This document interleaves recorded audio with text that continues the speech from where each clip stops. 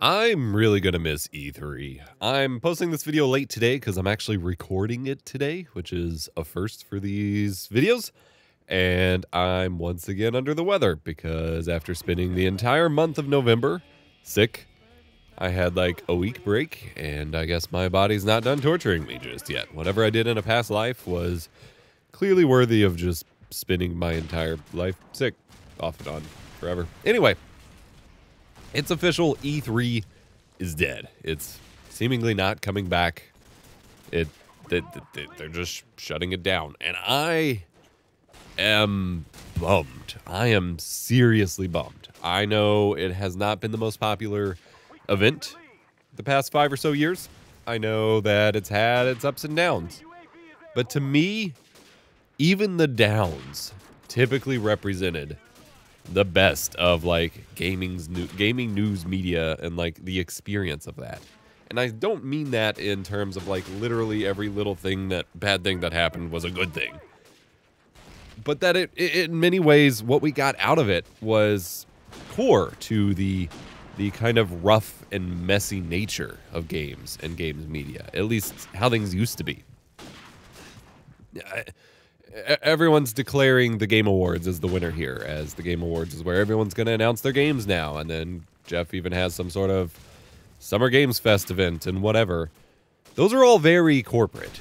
And E3 in recent years has become pretty corporate anyway. But like those are very curated corporate events. You play the trailers. People now only have like 30 seconds to talk. There's no humanity to it. There's no relatability to it. And to me, that's the problem. I always wanted to go to E3 ever since I was a child. I grew up dreaming of reviewing games and writing for games magazines. And I've come fairly close to that goal. I'm adjacent to it. But, you know, I effectively have met that goal in a way. But I always, like, it was a bucket list thing for me to go to E3. It always was. And even after, you know, game magazines, as I was getting into the YouTube thing, seeing the Machinima Respawn crew or the G4 TV people go dick around in the E3 conference center and troll devs and like learn about things. Every little thing like that made it that much more appealing for me to go. And it was always on my bucket list, on one of the things within the next few years even that I had checked off that I wanted to be able to go do once I reached a certain stature in my career. You know, I had CES, NAB, TwitchCon, LTX, those kinds of events. E3 was like the first one that ever got added to the list. I've done LTX, I've done CES, I'm hopefully doing NAB in the next few years, but now I'm not going to get to do E3. And that sucks. That really sucks. I think that there was a lot of potential for E3 with regards to how we connected with games and the development of games, because yeah, a lot of weird, bad stuff came from E3 sometimes when devs said something really stupid or leaks were made when they weren't supposed to. But those, again, were all part of the adventure. When games were made by just a group of people kind of out of their garage, like that humanity and that level of just rawness was what was so appealing in the 90s and even some of the early 2000s about gaming and about game development. Like that was what seemed so cool about it. And as E3 as an event, the idea that so many people were flooded through here. It wasn't just, yeah, we had our live streams once that became a thing of just the press conference where they showed all their demos and had, you know, some devs speak, but, you know, the trailer fest or whatever. But that wasn't what E3 was about. It was about going there and playing the games and having all sorts of tiers of members of the press go in and talk to the devs and experience it themselves and find little nuggets. Like my favorite thing to do during E3 week was to watch as many different kinds of people covering E3 as possible, because they all discovered something different, some little nugget, whether a dev let something slip or someone ran away with a copy of the ROM of a game or something, or they got to a different part that someone else did, or they got to hush-hush behind closed doors and someone let that slip what they were actually doing. All those little things on top of, yeah, when a dev goes off the rails, and even when they say something like, don't you have phones? All of that showed the humanity of who is making the games. And being able to go through all of that content and find little extra nuggets and actually get real details about these games, to see them in the work in progress state that they are now, which is always fascinating, on top of where they might be going, and to get little nuggets about this or that, that was the best. I still remember eating up games magazines to find every little interview about what might happen with games, with promises that many were never fulfilled, but they had all these hopes and dreams. And like to see things in these little demos and to see where devs wanted their games to be and what publishers expected for the next year, to see it all in this raw format where so many people got through, that you always had a varied kind of presentation and little nuggets of information. That rawness was so cool.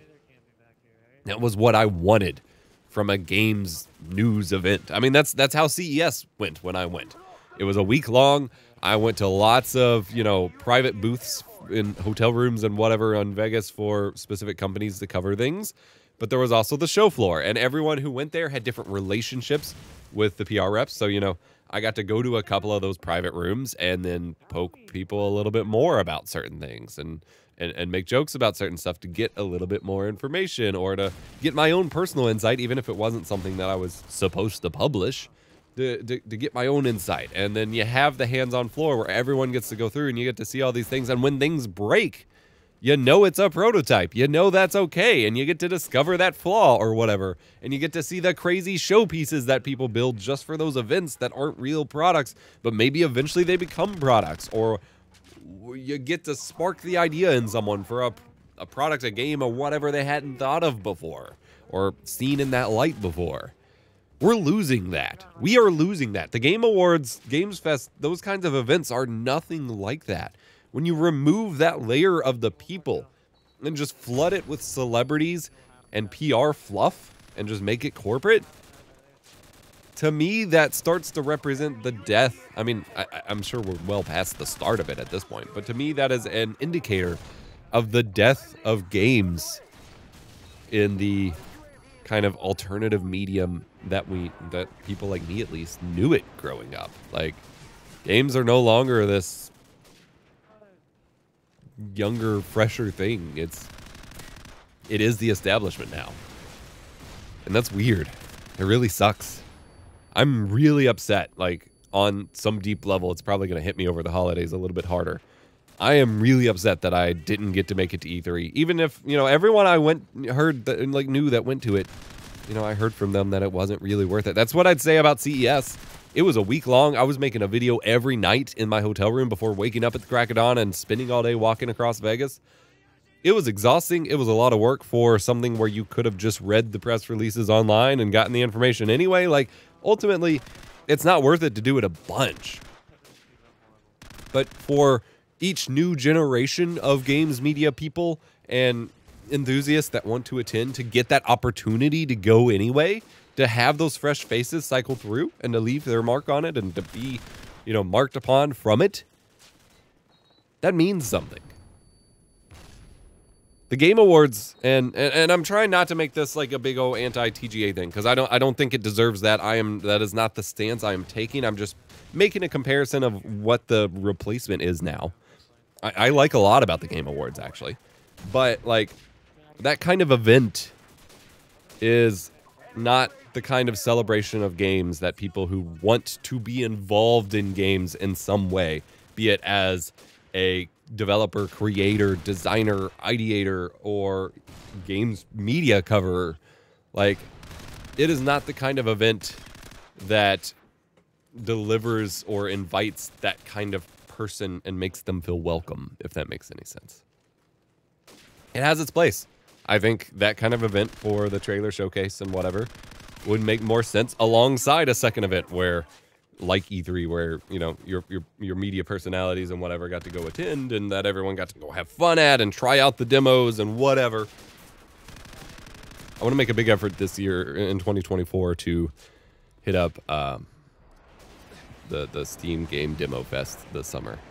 But like, those are very different things, and I think they can exist alongside each other. I think games, as everyone knows, has gotten way too absorbed into conglomerate publishers with, you know, Embracer Group shutting down all these things and whatever. Like, too many have gotten bought up, and so they're all and they've been all made corporate in these giant publisher things, and everyone wants their PR to be super sanitized and completely clean, no mistakes, no side comments from devs, none of that. And I think we lose a ton when we lose that. And I don't think people realize that. I think people want to just be fed the trailers and don't have devs say dumb stuff so they don't get mad on Twitter or whatever. But then when they're presented events that don't give them that, even if it's full of great announcements, the sentiment afterwards is always like, man, there was nothing good this year. Even if it was objectively loaded, there's always a ton of people that feel let down by it. And to me, it's because they were let down by the connection, by the honesty, the transparency, the humanity of it. And maybe this is too naive. Maybe this is too romantic. But that is how I see it and why I am bummed for this state of the industry that we have lost E3, but also incredibly bummed on a personal level that it's a bucket list thing that I was fairly confident I'd be able to make happen, that I am not going to be able to make happen. Again, apologies for the late upload. I spent the past week and a half straight working on that hour-long RetroTink 4K review. That is effectively my magnum opus for the year, and my body kind of gave out after I decided that was done. And on top of being sick and whatever else, it's been a lot, but I'm committed to having this series go weekly, so I gotta, in the next few days, figure out what we're talking about for next week. But appreciate your all's support on this channel in 2023. It has kind of gone crazy in the past month or so, which has been wonderful to see. And we're just going to keep it rolling into 2023. I've got some hopefully shifting priorities for 2023 that will only mean good things for everyone, y'all included. I look forward to bringing you all on for the ride. Remember to be kind, rewind,